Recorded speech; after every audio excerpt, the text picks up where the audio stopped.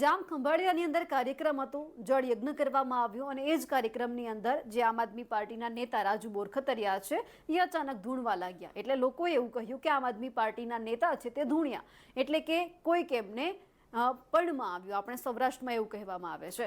પણ જ્યારે સવાલ એ થઈ રહ્યો છે કે જ્યારે એમના નેતાઓને સવાલ થયા તો નેતાઓ એવું કહી રહ્યા છે કે આ કોઈક રચનાત્મક કાર્યક્રમ હતો.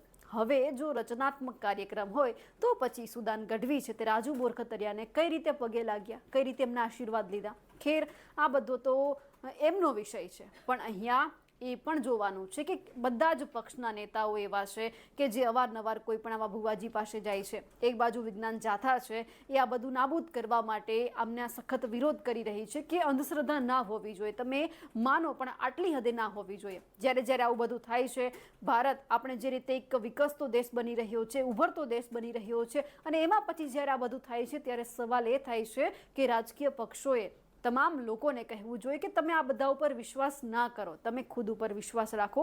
અને ખાસ કરીને જે આમ આદમી પાર્ટી છે જો પોતાને એવું કહેતી હોય કે અમારી અંદર સૌથી વધારે યંગ છે અને જો તમારે જે લીડર્સ, જે તમારા યુવાઓ છે એમના દિલ જીતવા હોય તો તમારે આ બધાથી દૂર રહેવું પડશે. એ પછી તમારે રચનાત્મક કાર્યક્રમ પણ ન કરવો જોઈએ જેથી કરીને તમારા યુવા વર્ગને એવું લાગે કે આમાં આવું છે, એઆઈના જમાનામાં પણ આવું છે. હવે સૌથી પહેલા તો જે રાજુ બોરખતરિયાએ જે રચનાત્મક કાર્યક્રમ કર્યો એમના જ નેતા જે રાજુ કરપડા છે તે એવું કહી રહ્યા છે, તેમની પાસેથી સાંભળીએ કે આખો કાર્યક્રમ, કારણ કે ત્યારે તેઓ પણ ત્યાં હાજર હતા. બાજુમાં ઈસુદાનભાઈ ઉભા હતા.